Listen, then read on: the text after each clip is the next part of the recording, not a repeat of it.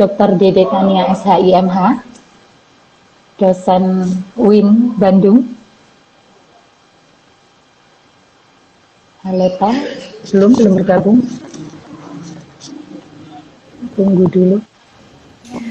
Hai, Assalamualaikum. Hai, waalaikumsalam. Tetehku yang cantik, kumaha daman, apa kabar? Alhamdulillah sehat. Oke, Teteh di mana nih? Biasalah mencari tempat, cari spot cantik, dapatnya di sini. Waduh, dapatnya di mana? Masya Allah, mohon maaf ternyata Teteh sedang di jalan ini tadi. Saya pikir ada di rumah. Enggak, itu sebenarnya udah nyampe ke tujuan. Udah Oh, nyampe sudah tujuan nyampe ya. ke tujuan. Heeh. Oke, oke. Wah, Oke, Teh. selamat ya, akhirnya launching. Iya, iya. Ya Allah, terima kasih tetehku yang sangat baik hati seperti bidadari. Beliau ini adalah, saya pertama kenal Teh Dekan itu, saya pikir beliau dekan. Saya pikir beliau dekan. Jadi ternyata dekan itu adalah singkatan dari nama beliau, Dede Kania. That's right. Jadi dulu Teh, ya, jadi waktu pertama kali saya mengenal Teh Dekan itu saya pikir Teteh itu adalah dekan, tapi ternyata itu adalah singkatan dari nama Dede Kania. Keren banget. Jadi beliau ini adalah wanita multi talent, super sekali. Enggak juga. Inspirasi, inspirasi buat saya tentunya, inspirasi buat saya. Dan hari ini kita akan membahas saya masalah hukum pidana dan HAM sesuai Oke. dengan tema kita karena Teh Dekan ini juga selain hukum pidana sama dengan saya kita berada di Maupiki ya Teh ya, Ya, Maupiki organisasi dosen hukum pidana, asosiasi dosen hukum pidana seluruh Indonesia. Kemudian Teh Dekan ini juga ahlinya nih di bidang HAM, iya. konstitusi. Beliau ini banyak menginspirasi banyak orang, mahasiswa, teman-teman, termasuk saya nih juniornya, sehingga saya bisa mengadakan acara ngopi the series. Oke Teh, kita mulailah Teh, kita berbincang masalah hukum pidana dan HAM. Mm. Tentunya ada hal-hal menarik yang kita bisa bicarakan sore hari ini. Karena ini kita ambil ikon ngopi ini kan cocok Teh kalau kemudian sore hari kita live begini berbincang dan Ngopi ya. apa sambil ngopi dan Teh ini saya ada di Halo Kopi loh Teh, Halo Kopi. Ini sebelah saya Jadi juga kafe. oh Teteh nggak di kafe nih, nggak lagi di Ah, kafe. enggak, nanti aja. Habis ini geser. Oke, oke. Habis ini geser. Maklum orang sibuk. Oke Teh, kita mulai Teh. Mungkin kita bahas yang ringan-ringan dulu Teh. Misalkan di dalam hukum pidana beririsan dengan HAM, apa nih Teh? Berikan wawasan yang ringan kepada follower kita sore ini Teh. Ringan tapi mengena di hati. Ringan tapi mengedukasi. Begitu ya Teh, kira-kira. Oke. Ya, ya Monggo-monggo emang saya persilakan Teh. Hmm. ya, emang kita harus bicara yang ringan-ringan saja ya. Jangan yang berat-berat lah. Yang berat-berat itu Jangan dirimu itu lagi rusak, nyusun jangan berat. disertasi itu. Aku kemarin ujian di Bantai Teh. Ampun ampun. Alhamdulillah, tandanya Alhamdulillah. dibaca. Tandanya Oke. dibaca naskahnya. Terus ada harapan perbaikan dari naskah. Jadi ketika ini kita cerita mahasiswa-mahasiswaan dulu ya. Iya Teh, iya Teh. Ini Oke, Teh. kalau mahasiswa ketemu dosen yang teliti ya, yang perfect itu seharusnya berterima kasih karena Anda sedang dipush untuk mencapai batas kemampuan ya. Jadi harus harus bersyukur itu. Kalau dibantai di ujian, kalau dibantai di bimbingan itu harus bersyukur. Berarti tandanya Allah sayang kita. Allah mau menurunkan ilmunya kepada kita. Ya. Iya betul, Teh, betul. Karena kalau kalau pidana kan terkenalnya killer-killer dosennya ya. Nurun Mm-mm. nggak ke kita? Padahal, padahal kita enggak Teh. Kita bukan dosen hukum pidana yang killer nih. Kita mah jauh dari killer. Mami yang ngajar, Mami Teh yang ngajar. Yang Lanjutkan pasti Teh. tukang Jadi ngopi. Iya. Yang pasti Ya, kita suka ngopi ya Teh, suka nongkrong. betul. Heeh, Jadi heeh, oke. kalau Mhm. mahasiswa ini ya butuh apa? Butuh nutrisi ya. Jadi Iya betul. banyak-banyak berdiskusi dengan orang-orang yang kompeten. Dan salah satu ini kita sebenarnya salah satu cara ini ya untuk mensyiarkan ilmu. Jadi kita karena Mhm. kita nggak bisa di kelas, nggak bisa ketemu langsung dengan mahasiswa, Iya nah, kan? kan ini media yang luar biasa. Jadi kalau kita menggunakan teknologi informatika dengan baik, secara Mhm. otomatis ya kita akan mendapatkan manfaat yang Suara Dede kan nggak kedengaran? ya, maaf Oke oke biasa Teh, oke Teh. ada gangguan ini. Teknik gangguan. Oke, kita lanjutkan ini ke bahasan kita ya, hukum Oke pidana Teh. dan HAM. Dan Jadi kalau dengar kata pidana kan biasanya orang langsung larinya ke suatu yang nestapa, menderitakan kan. Ingatnya ke kita. penjara, Mhm, ingatnya ke mhm. polisi, ada penyidikan di situ, ada penuntutan. Ya, itu merupakan salah satu disiplin hukum ya. Pidana itu salah satu disiplin hukum yang memang dia di dalamnya ada pembahasan tentang nestapa itu. Bahkan tujuan pidana salah satunya kalau dilihat dari klasik ini, tujuan yang klasik yang paling lama itu kan salah satunya adalah untuk nestapa, tentang penderitaan orang gitu kan, tentang pembalasan Iya dendam Teh. bahkan itu kalau yang paling klasik kan. Bagaimana Mhm, seorang mhm. pelaku kejahatan dibalas perilakunya seperti dia melakukan kejahatan kepada korban. Dan dalam perkembangannya terus mengalami pembaharuan-pembaharuan. Salah satu dasar pembaharuan itu adalah campur tangan dari hak asasi manusia.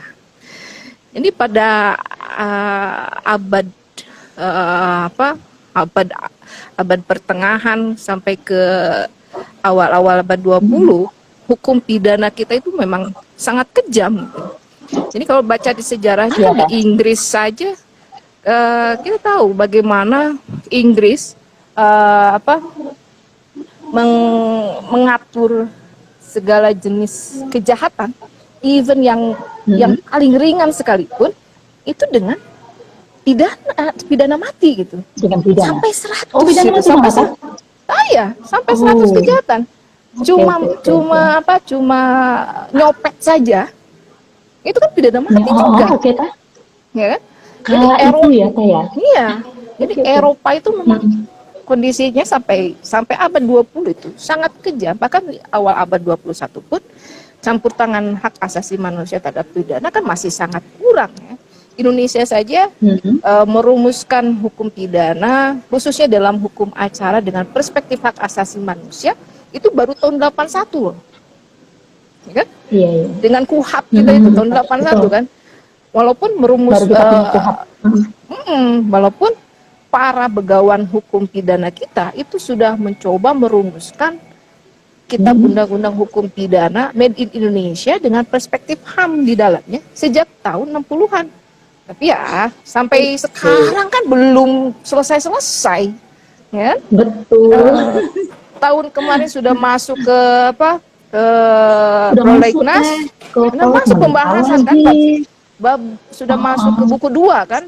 Ya, Sudah tahun masuk buku 2 Teh. di periode Buku 2. kemarin itu. Tapi Mhm. periode ini kan nggak masuk ke prolegnas dan kalau dilihat dari hukum tata negara, karena ini periode baru, maka itu akan dari awal lagi loh dia dibahasnya. Dari buku 1 lagi nanti Hmm. dibahas oleh legislator kita. Lama lagi kita Oke. nunggu itu, ya. Ya, Aduh. ya kan?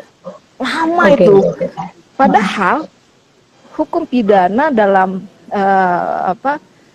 dalam perkembangannya di dunia barat sana itu sudah betul-betul campur tangan hak asasi manusianya, bukan hanya di prosedur ya, bukan hanya di hukum acara, tapi juga di dalam penerapan asas-asas hukum pidananya. Itu sangat ketat sekali. Ya, ya kita coba sedikit-sedikit ya, walaupun kita ketinggalan jauh sekali. Jadi prinsipnya begini, hukum pidana sekalipun dia itu adalah hukum tentang penderitaan, tentang nestapa, tetap dia harus memperlakukan, terutama ini berkaitan dengan tersangka terdakwa, dilihat dari perspektif kemanusiaan. Dia itu sebagai manusia, sekalipun dia melakukan kejahatan, dia harus tetap dihormati hak-hak asasinya. Ya, ini karena kan pidana itu bicara tentang pembatasan kan, prosedur pidana itu kan, hukum acara itu bicara tentang pembatasan-pembatasan, penangkapan seseorang, kebebasan seseorang itu dibatasi. Tapi kalau kemudian dipidana mati berarti kan kehidupan dia, hak hidup dia yang dicabut oleh hukum. Ya, apakah itu sah menurut hukum? Ya kalau dilihat dari regulasinya, dari aturannya, secara konstitusional sah loh itu. Kenapa? Karena batasan sesuai dengan konstitusi kita, ketika berbicara hak asasi manusia, ya, pasal 28 huruf A sampai huruf I, itu ditutup dengan pasal 28J. Pasal 28J itu pembahasan tentang pembatasan hak asasi manusia. Jadi nilai-nilai hak asasi manusia boleh dibatasi, terutama oleh undang-undang. Jadi harus ada undang-undang itu yang mengatur pembatasan itu. Itu pasal 28J ayat 2. Jadi kembali lagi, kita lihat saja, ada peraturan perundang-undangannya tidak tentang tadi pidana mati. Ternyata kan KUHP kita membolehkan itu dijadikan pidana pokok kan, pasal 10 huruf A itu kan, sebagai pidana pokok paling urutan yang paling awal itu pidana mati. Pidana penjara itu kan juga dijadikan pidana pokok. Boleh kan? Yang dibolehkan. Jadi secara regulasi dalam perspektif HAM berdasarkan nilai-nilai yang positif itu dibolehkan. Tapi sebenarnya kalau kita pakai perspektif yang kodrati, nilai apapun yang berbau pembatasan-pembatasan itu memang tidak diperbolehkan. Kebebasan itu ya kalau dikatakan freedom, ya artinya ada yang mematikan kebebasan, ada yang mematikan suatu kemerdekaan. Itu kan harus seminimal mungkin pembatasan itu. Kalau banyak pembatasannya untuk apa? Diatur regulasi tentang hak asasi manusia. Ya. Ini poin-poin utamanya ini ya. Jadi satu sisi kalau dilihat dari perspektif HAM, ya memang banyak itu. Perspektif HAM itu luar biasa banyak. Pakai perspektif hukum kah, mau pakai perspektif nilai-nilai yang kodrati, atau mau perspektif agama, bahkan perspektif barat yang sangat liberal, itu juga kan sebuah perspektif, itu sah-sah saja. Tapi kalau dalam pidana, apalagi kita, ini kan kecenderungan di kita itu masih bersifat retributif ya. Walaupun keinginannya ingin campuran, bahkan ingin restoratif, tapi kita kan masih retributif. KUHP kita bicara demikian. Ya. Inginnya sih cita-cita mulia kita restoratif itu yang digunakan dalam proses penyelesaian perkaranya. Supaya win-win solution nanti akhirnya. Ujungnya ke sana ya. Jadi semua pihak ini bisa merasakan manfaat dari penegakan hukum pidana itu. Mungkin itu dulu tuh, itu poin yang awalnya itu. Oke Teh, jadi itu sih sudah banyak seperti kuliah 2 SKS ya. Kuliah 2 SKS ditempuh 1 semester, kuliah live IG dengan Teh Dekan baru berapa menit ya Teh ini? Setengah udah kemana-mana ya. Udah kemana-mana. Tapi kalau bisa kita ambil benang merahnya tadi Teh ya, memang betul bahwa KUHP kita tentunya itu memang masih, misalkan seperti pidana mati juga belum dihapus. Yang sekarang ya Teh ya, KUHP yang sekarang beda dengan rancangan KUHP. Nah seharusnya saya sepakat dengan Teh Dekan bahwa teori pemidanaan yang retributif itu seharusnya memang kita secara teori kita mengajarkan kepada mahasiswa ada teori retributif, teori relatif atau tujuan, kemudian teori gabungan. Nah, yang pas untuk Indonesia sekarang itu adalah teori gabungan. Tapi faktanya yang ada di luar ya teh di Mm-mm. lapangan masih tidak seperti itu. Nah, ini sejalan dengan rencana yang aku tulis itu teh yang pernah kita diskusikan. Mm. Jadi kemarin waktu ujian itu, aduh teh bener-bener pidana non penjara apa itu semua penguji itu jadi ada irisan-irisan HAM sebenarnya di situ. Mm-mm. Kita sepakat ya teh bahwa keadilan restoratif itu sebenarnya keadilan yang teori pemindahan yang tepat sebenarnya Mm-mm. win-win solution itu tadi. Mungkin kita sapa dulu teh, Mm-mm. kita sapa dulu ini yang hadir hari ini. Ada, ini ada pertanyaan teh, tapi nanti untuk Q&A-nya kita sekarang atau nanti teh? Langsung aja. Oh, langsung aja. Ini ada yang tanya ini teh. Gimana pandangan Ibu tentang HAM masa lampau yang Mm. ah sampai sekarang nggak diusut lagi dari Mm-mm. Habibah. Jadi Ya. ini mungkin kejahatan-kejahatan pelanggaran HAM masa lampau teh. Mm-mm. Kejahatan-kejahatan pelanggaran HAM masa lampau yang sampai sekarang masih menjadi PR. Mungkin Ya. pandangan Teh Dekan gimana? Langsung aja. Ya, jadi memang Indonesia ini punya banyak PR ini penegakan HAM untuk pelanggaran HAM berat ya. Banyak Iya, kasusnya ya. Di zamannya Orde Baru terutama ini korbannya juga banyak ya. Cuman Orde Baru juga banyak. Misalnya nih kasus Talang Sari, enggak. kasus Tanjung Priuk, kasus apa Timur juga ada dua kasus yang belum selesai. Kemudian Itu ya enggak. belum lagi untuk kasus 98 Trisakti, kemudian Semanggi, ada Semanggi juga kan ada kasus 99 juga dan Iya, Teh. kasus-kasus lainnya. Itu PR-nya. Namun kalau lihat dari keterjangkauan Undang-Undang Pengadilan HAM, Undang-Undang 26 tahun 2000, nggak jadi masalah sebenarnya. Kenapa? Undang-Undang HAM kita itu menganut asas non-impunity. Tidak ada Oke. pemaafan bagi pelaku kejahatan di masa lampau. Artinya, dia bisa mengenyampingkan asas utama dalam pidana berkaitan dengan legalitas, yaitu asas non-retroaktif. Itu bisa dikecualikan. Jadi dalam Undang-Undang Pengadilan HAM, dia menganut asasnya retroaktif justru. Ya. Untuk pidana yang lampau itu tetap bisa diadili, tetap bisa dijangkau, walaupun memang mekanismenya berbeda dengan kasus-kasus yang terjadi setelah Undang-Undang Pengadilan HAM ditetapkan. Jadi ada mekanisme politik di situ. Dia masuk dulu tuh ke sidang DPR untuk penetapan kasus-kasus tersebut sebagai pelanggaran HAM berat. Baru kemudian dilimpahkan Presiden ke Kejaksaan Agung. Jadi secara prosedur dan norma itu tidak jadi masalah. Yang jadi masalah itu adalah politik hukum dari penguasa. Apakah penguasa ini mau menyelesaikan kasus-kasus pelanggaran HAM berat di masa lalu atau tidak?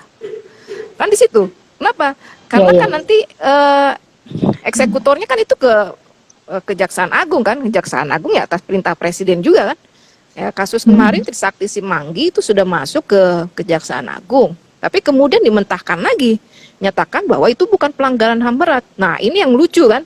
Apakah pihak aparat penegak hukum boleh menyebut suatu perkara itu bukan pelanggaran HAM berat? Harusnya kan dia hanya menjalankan saja. Kenapa? Karena penetapan kasus itu sebagai pelanggaran HAM berat atau bukan itu sudah dalam proses sebelumnya. Jadi tugas dia itu adalah mengumpulkan bukti-bukti kemudian melakukan penuntutan. Ya, ini menariknya ya, tapi malah dimentahkan lagi. Ya, kita berharap ya secepatnya lah kasus-kasus ini bisa diselesaikan. Juga politik hukum pemerintah kita ini berpihaklah kepada korban dari pelanggaran HAM berat di masa lampau. Oh. Gitu aja Iya, dulu ya. Teh. Oh Oke. Mas, Teh, ada lagi nih, banyak waduh, sekali ini pertanyaan. banyak banyak sekali pertanyaan Teh. Waduh, dan kayaknya berat-berat. Coba ya Teh, kita coba ini jawab pertanyaan ada. Ini kalau lihat pertanyaan Geser-geser tuh sebentar Mbak, deh. yuk. Nih Iya, ya, geser-geser ini pemenuhan HAM lebih sebentar sering ini. kepada tersangka. Bagaimana HAM korban yang sudah diambil oleh pelaku. Ini kan emang Ini nih, apa sebentar, banyak sekali Teh. mekanismenya. Memang Oh, Teh, ini mekanismenya. Teh. Ada apa kabar rancangan KUHP nih? Oh, yang di atas. Jadi Itu yang di Mas bawahnya Erwin, ya. Saya mau halo. jawab dulu yang atasnya nih. Saya mau Oh, jawab yang dulu mana? yang atasnya. Yang Yang atasnya pemenuhan HAM lebih pemenuhan sering. HAM, oke, kepada Ya. tersangka. Oke, oke, Teh, oke, Teh. Hmm. Bagaimana dengan HAM korban yang sudah diambil? Oke, Teh. Ya. Ini dengan dengan sistem penyelesaian kita inkuisitor ya memang demikian ya. Jadi kita Hmm. lebih mengutamakan hak-hak tersangka dan terdakwa. Kenapa? Karena hak dari korban atau keluarga korban itu akhirnya dianggap terpenuhi dengan dihukumnya si pelaku kejahatan. Jadi keadilannya itu ya berdasarkan putusan pengadilan itu. Beda dengan sistem pemidanaan yang dipakai misalnya dalam Islam ya. Kalau Iya, hukum Teh. pidana Islam itu memang fokusnya kepada korban dan masyarakat. Jadi ketika seorang melakukan kejahatan, maka dia harus bertanggung jawab terlebih dahulu kepada si korban. Buktinya apa? Hmm. Ya, untuk kasus pembunuhan misalnya, kalau pembunuhan berencana, ya, kalau dalam Islam itu ancamannya kan kisos. Tapi Kisos. Nanti kita kisos bicara. itu kan sebenarnya itu ada di ujung pemidanaan, bukan di awal pemidanaan. Kenapa? Betul, Karena betul, Teh. awal pemidanaannya itu adalah pemaafan dan diat. Itu ada di Hmm. mana? Itu di wilayah si korban atau keluarga korban. Ya. Jadi langsung si korban dan keluarga korban itu akan mendapatkan hak-haknya dengan penegakan hukum pidana. Itu bedanya ya. Kita kan belum sampai ke sana ya, karena keadilan restoratif yang kita cita-citakan, yang sebenarnya keadilan restoratif itu kan sudah terwujud dalam hukum pidana adat kita ya. Ada hukum Jadi, pidana ada, Teh. hukum ya hampir sama itu sistemnya dengan hukum Islam itu ya, hukum pidana adat kita itu. Jadi yang diutamakan itu Iya. adalah korban dan pelaku. Oke, itu ya. Oke. Jadi karena memang Jadi, sistem yang kita gunakan itu. baik, jadi ini kan pertanyaan dari Hendri nih, tentang pemenuhan hak korban yang diambil, pemenuhan HAM-nya. Memang betul Tes, kalau kita lihat di sistem hukum pidana kita, memang tidak demikian. Karena eh, kalau dibandingkan dengan hukum pidana Islam jelas berbeda. Hukum pidana Hmm. Islam itu lebih, Kakak bilang tadi kan itu ada apa Teh, kisos, misalkan Hmm. pembunuhan kisos, ada upaya pemaaf, ada pemaaf dari korban atau keluarga korban Hmm. yang kemudian bila disepakati ada penggantian berupa diat ya, ya Teh ya, Iya. Hmm. sejumlah uang itu. Tapi kalau di negara kita tidak mungkin bisa seperti itu Teh. Hmm. Nah, pun Iya. misalkan pembunuhan berencana ditarik menggunakan keadilan restoratif justice juga susah. Tuh. Atau Eh, ada nggak Teh daerah di Indonesia yang menerapkan keadilan restoratif untuk kasus pembunuhan?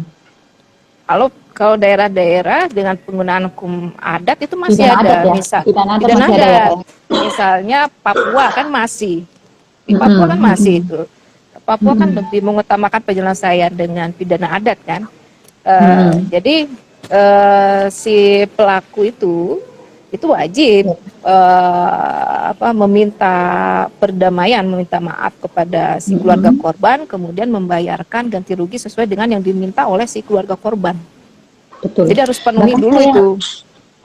Bahkan saya pernah dengar Teh ya, ikut di seminar gitu tentang adat. dia mempertanyakan begini Teh, ini kita nyambung aja. Mm-mm. Di daerah kami itu masalah hukum pidana, kalau ada kasus-kasus kejahatan telah kita selesaikan secara adat.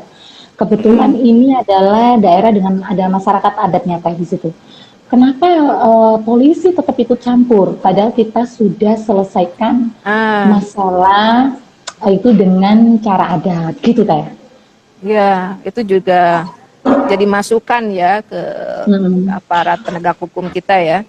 Karena penyelesaian sengketa secara adat sebenarnya juga dilindungi kan oleh Undang-Undang Dasar ya, pasal 18 betul. itu mengakui adanya entitas adat dengan hukum yang berlaku dalam sistem adat mereka. Ini harus dihormati ya. Dan kedepannya kalau ini nih ada saya nyambungkan ke pertanyaan Win Prastio nih. Jadi Iya, oke, oke. kalau dalam Mas Erwin RUU nih. KUHP RKUHP. ya itu kan diakui sekali itu dia di Di rancangan pasal satu Teh.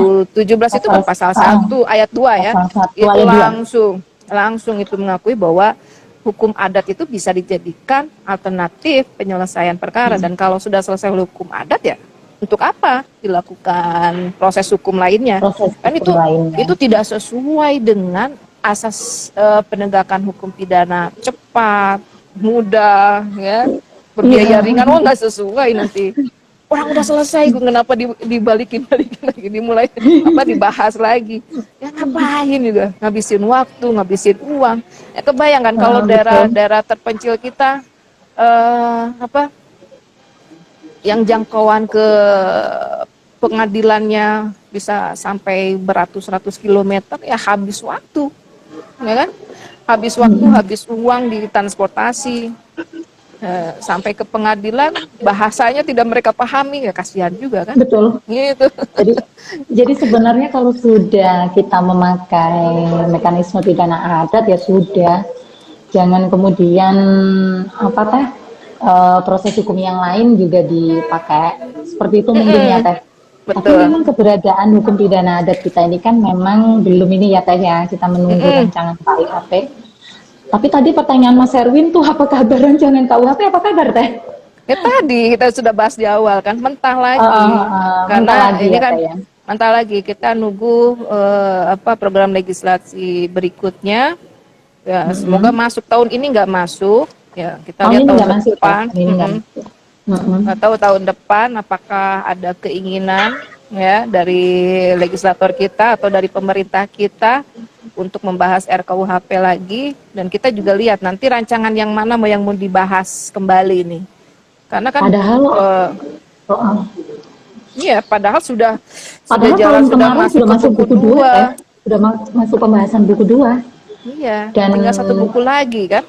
harapan kita itu kan segera disahkan sehingga kita mempunyai KUHP versi kita ya Teh. Tapi Betul. ya itu, sekali lagi ini adalah produk hukum itu kan erat kaitannya dengan Iya, politik ya Teh. betul. Jadi Politik, politik bagaimana hukum pidananya politik ini. hukum pidananya seperti apa. Oke Teh, kita lanjutkan nih sambil kita, ini banyak sekali pertanyaan Teh. Ini yang dari Nana. Apakah dalam perang atau konflik HAM masih berlaku? Contohnya TNI yang sedang mengamankan Papua dituduh telah melakukan pelanggaran HAM terhadap TPNPB. Apakah ini pelanggaran HAM? Ya, em, ya sayangnya begini, di dalam Undang-Undang Pengadilan HAM pasal 7 itu kita hanya mengadopsi 2 jenis kejahatan dalam pelanggaran HAM, yaitu kejahatan kemanusiaan dan genosida. 2 kejahatan lain yang diatur di dalam Statuta Roma, kejahatan kejahatan perang, kemudian agresi, itu kan tidak kita atur. Jadi untuk konflik-konflik internal ini sangat sulit dijangkau, ya. Kecuali kalau kita mau merumuskan itu sebagai delik kejahatan terhadap kemanusiaan atau delik genosida, itu kan sulit juga, ya. Padahal Iya, Teh.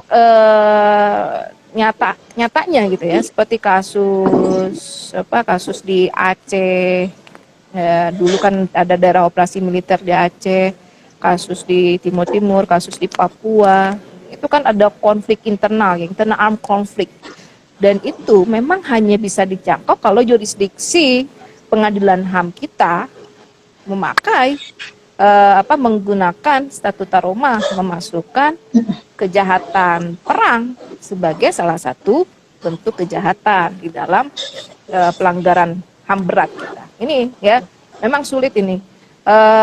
Padahal ya kalau dilihat dari definisi pelanggaran HAM berat ya salah satu aspeknya kan terpenuhi. Siapa pelakunya? Pelakunya aparat pemerintah. Kemudian dilihat juga dari motifnya, dia tersistematis tidak, masif tidak, itu kan bisa dilihat dari proses dari modus motifnya ya, bagaimana kasus itu terjadi, dilakukannya seperti apa. Ya, memang panjang nanti ya kasus, banyak Ya, kasus ini di urusannya kita kalau kita ini. bicara itu ya Kak ya. Nah, Oke. betul ya, Kalau kita rumit bicara memang HAM. itu ya. Oke Teh. Oke, sebentar kita lanjutkan Teh. Nah, ini ada pertanyaan lagi Teh dari Gusti Harun 07. Mm-mm. Bagaimana kasus BEM Cendrawasih? Mm-mm. Ini kasihan BEM sekali ya mahasiswa kita ya. Jadi mereka sebenarnya kan hanya menyampaikan pendapat di muka umum dapat dan aspirasi. ya menyampaikan aspirasi mereka, dan itu dilindungi oleh konstitusi, di undang-undang dasar kita pasal 28E ya, itu mengatur ada kebebasan berpendapat di sana. Bahkan tentang menyatakan pendapat di muka umum itu ada undang-undang khusus, ada undang-undang 9 tahun 98. Ada undang-undang HAM juga. Jadi kebebasan berpendapat itu memang suatu yang mendasar. Kenapa? Kita tariknya bahwa awal dari kebebasan berpendapat itu adalah adanya kebebasan berpikir. Dari Iya, Teh. kebebasan berpikir muncul kemudian bebas bicara. Itu konsekuensi logisnya. Dan kebebasan berpikir itu merupakan salah satu hak yang bersifat non-derogable. Artinya dia tidak bisa dikurangi, Tidak bisa dikurangi dia bisa dalam hal apapun. dicabut dalam hal apapun, dalam kondisi bagaimanapun, oleh siapapun sebenarnya. Jadi pembatasan terhadap hak-hak yang bersifat non-derogable itu harus seminimal mungkin supaya semua orang dapat menikmatinya gitu ya. Jadi kebebasan berpendapat ya itu juga salah satu ciri dari negara yang demokratis ya. Jadi sebenarnya tidak layak lah untuk kasus-kasus kebebasan berpendapat ini dikriminalisasi ya. Dikriminalisasi. Ya, kasihan sekali karena ini mencoreng marwah demokrasi kita sebenarnya. Betul. Ya walaupun Terakhir memang ini masih terakhir proses kasus persidangan itu, ya. Teh, yang apa Teh? Yang kasus Ini yang ini kasus BEM iya, Cendrawasih. masih ya. Sepertinya iya, masih kayaknya proses. Dan terakhir kita yang kasus dosen di Jogja itu loh Teh. Beliau itu UGM yang Prof. Nikma. mengadakan webinar Prof. Nikma, jadi seperti itu. Ya, ini Betul-betul. yes. Ya sayang sekali ya. Jadi pembahasan-pembahasan yang penting sebenarnya kalau di kampus kan itu kan bahas tentang regulasi, kan bahas tentang konstitusi, Iya. bahas apa yang ada dalam Dan undang-undang. itu tidak apa-apa kan Teh? Maksudnya kan itu dalam rangka untuk akademik. Iya, Ya, dalam rangka kita tahu lah, mencerdaskan Teh. bangsa. Mencerdaskan. Kita tahu Iya. lah itu seperti, ya udahlah kita tahu lah. Salah. Oke. Teh, ada lanjutan nih tadi masih si Gusti nih. Apakah kasus Cendrawasih yang menolak damai rasisme itu melanggar HAM? Menolak damai rasisme. Ini mungkin ini ya dalam aksi-aksi mereka menyatakan pendapat untuk menolak rasisme kan, yaitu hak mereka, hak saudara kita di Papua sana, karena memang tidak boleh ada rasisme di negara yang Pancasila seperti kita pakai Pancasila, di situ ada ketuhanan, ada nilai kemanusiaan, ada persatuan di situ. Ya kalau namanya kemanusiaan, kemudian persatuan, apalagi berdasarkan ketuhanan, itu harus mengakui adanya kesetaraan di antara semua manusia tanpa kecuali. Ya, tidak boleh ada pengkhususan, ada penspesialan terhadap satu ras, terhadap satu bahasa, terhadap satu suku, nggak boleh itu. Ini memang harus menjunjung tinggi nilai-nilai keberagaman itu. Ya, Jadi yang namanya persatuan kesatuan bukan berarti menolak keberagaman, justru mereka justru harusnya melindungi keberagaman itu dalam rangka apa? Dalam rangka mewujudkan NKRI, ya. Betul, Ya, betul. jadi banyak sekali itu yang dilanggarnya kan, sila pertama, ketiga, kedua dan ketiga Kedua, itu kalau ketiga. ya Mm-mm. kalau kita masih rasis, ini sudah era modern Bung gitu ya, tidak sangat tidak pantas, sangat tidak layak kita masih memakai perspektif yang Sama rasis kita. itu. Iya, Betul, Teh. betul, melanggar HAM. Melanggar Oh HAM ini sekali. Iya, Teh. ada kawan saya ini gabung, Bu Feni Patriani, semoga Oh, selamat sehat-sehat. bergabung, Ibu. Ini dosen UIN juga ini, Oh, dosen UIN juga, dosen UIN Teh. Ya, selamat Bandung. bergabung. Terima kasih sudah bergabung di Ngopi The Series. Mungkin ada lagi, Teh, yang bisa disampaikan atau kita sudah rasanya masih kurang ya, Waktunya, Teh. Kalau uh, waktunya waktunya udah. sebenarnya tidak terbatas, tidak terbatas. Tapi tidak mungkinlah kita tidak Uh, terbatas ya, Teh ya. Kita ini kan juga punya urusan lain. Mak-mak ini kalau uh, sudah jam sore menjelang maghrib ini harus pulang lah, harus kembali lagi ke keluarga begitu. ya Tapi itu memang pekerjaan pilihan utama. sore pekerjaan utama kita. Kalau ini sambilan ya, Teh, kita sambil ngobrol-ngobrol begini. Iyalah. Hanya hanya untuk inilah mengisi waktu kosong sembari mentransfer ilmu. Waduh, mentransfer ilmu yang ringan-ringan, yang nggak berat, ngobrol Q&A seperti ini. Tadi kan terima Ini kasih loh, ini sudah. ini Gimana, sebentar Teh? nih, ada ini Nelly True Travel, anak-anakku katanya 8 tahun, Oh, dibawa lari culik mama kandung dari rumahku. Ini bisa langsung melakukan pelaporan ya. Jadi bisa mhm. ke Komnas Perempuan dan Anak, bisa Ya, juga ke Teh. Komnas HAM-nya, bisa ke kepolisian langsung ya. Ini nanti bisa Mhm. dibantu oleh mereka. Masih ada Kak? Iya. Sudah cukup lah ya. Oh, Kita banyak sekali. tapi sudah banyak sekali Q&A-nya, Teh. Terima kasih banget Ini ini.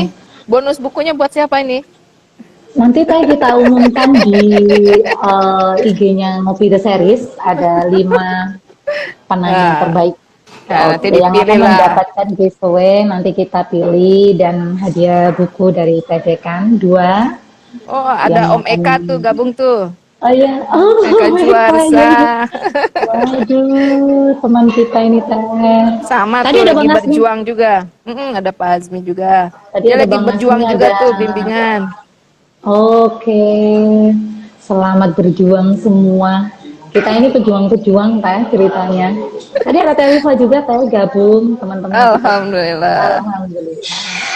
Dan insya Allah ini ke depan akan bersambung, seri. Hmm, Doain ya, Teh ya, biar sukses istiqomah kayak ya. kayak Teteh nih. Sudah seri keberapa punya Teteh nih? Oh barulah, aku juga baru kedua. Minggu ini seri ketiga. Nanti Seri bintang ketiga. tamunya Bu Dr. Rena Yulia. Wis, Oh, ngeduluin. teman kita Aku juga dari ngeduluin. Ngopi Tips. Iyalah, ngeduluin Iya, ini iya, Teh. apa promo nih, promo. Ambil promo Oke, ya, Teh ya. sambil Oke, promo. Teh. Uh-uh. Thank you Teh, ya. close. Mm-mm. Sebentar, Teh. Jangan thank you dulu. Close statement dulu, Teh. Oke. Close statement yang membuat obrolan kita hari ini biar semakin. Ah, ya, Oke, oke, oke, oke. Iya. apa ya? Oke, Teh, Jadi close statement dulu, Teh. kalau dalam penegakan pidana dikaitkan dengan HAM ini memang rumit ya, karena nilai-nilai humanis itu memang bertabrakan dengan Hmm. aturan-aturan pemidanaan. Jadi komprominya di situ pasti akan sangat panjang. Itu sebabnya kenapa RUU KUHP kita pun nggak beres-beres itu Nggak, ya. nggak Karena memang selesai-selesai. kompromi terhadap perspektif HAM-nya, terhadap perspektif keindonesiaannya itu pasti masih sangat tajam. Namun ya kita berupaya optimis lah penegakan hukum hak asasi manusia maupun hukum pidana kita ke depannya bisa lebih mewujudkan nilai-nilai yang humanis, nilai-nilai yang bisa memanusiakan manusia. Oke, pembelajar hukum semangat terus, optimis terus ya, dan belajar terus. Kita hanya bisa berharap bahwa Tuhan selalu memberkahi kita. Terima kasih. Mohon maaf atas segala kekurangannya. Assalamualaikum warahmatullahi wabarakatuh. Waalaikumsalam warahmatullahi wabarakatuh. Terima kasih Teh Dekan. Sampai ketemu lagi di lain kesempatan. Sering-seringlah nanti gabung di Ngopi The Series. Oke. Tapi perdana sangat menyenangkan kita bisa berbincang santai di sore hari ini dengan Dr. Dede Kania SHIMH, dosen, akademisi, peneliti. Aduh, di bareng semua akademisi, peneliti. Dan ternyata Teh Dekan ini anggota MHH ya Teh, Majelis Hukum HAM, PWM dan PWA ya. PWM Jawa Barat ya. PWM Jawa Barat dari tahun 2012. Untuk PWA dulu pernah di Jawa Barat, sekarang di PDA Kota Bandung. Majelis Hukum juga. Sukses Teh, ternyata Teteh juga berkhidmat di Muhammadiyah dan Aisyah. Terima kasih banyak Teh atas waktunya. Salam buat keluarga, nanti pengumuman giveaway-nya siapa yang dapat bukunya Teh Dekan akan kami umumkan di IG-nya Ngopi The Series. Terima kasih ya Teh. Dadah, sampai ketemu lagi di lain kesempatan. Oke. Terus terima kasih teman-teman. Kita sudah selesai melaksanakan Ngopi The Series seri 1 bersama Dr. Dede Kania SHIMH, tamu saya perdana hari ini. Semoga apa yang disampaikan Teh Dekan bisa menginspirasi kita semua belajar tentang hukum pidana dan HAM, bahwa ternyata permasalahan HAM di negara kita itu sangat banyak. Dan banyak juga pelanggaran-pelanggaran HAM yang belum terselesaikan sampai hari ini. Memang itu terkait dengan kebijakan politik hukum dari pemerintah kita. Oke,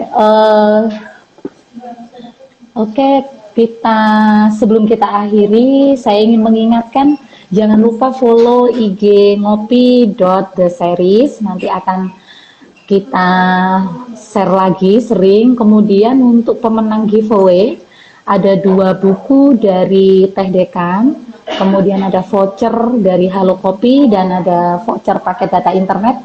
Nanti akan kita umumkan di IG Ngopi The Series. Dan sampai jumpa di Ngopi The Series minggu depan, tentunya dengan bintang tamu yang kece dan hits. Tunggu saja, nanti minggu depan kita akan ketemu lagi live IG setiap hari Rabu jam 4 sore. Terima kasih teman-teman. Kita akhiri. Assalamualaikum warahmatullahi wabarakatuh.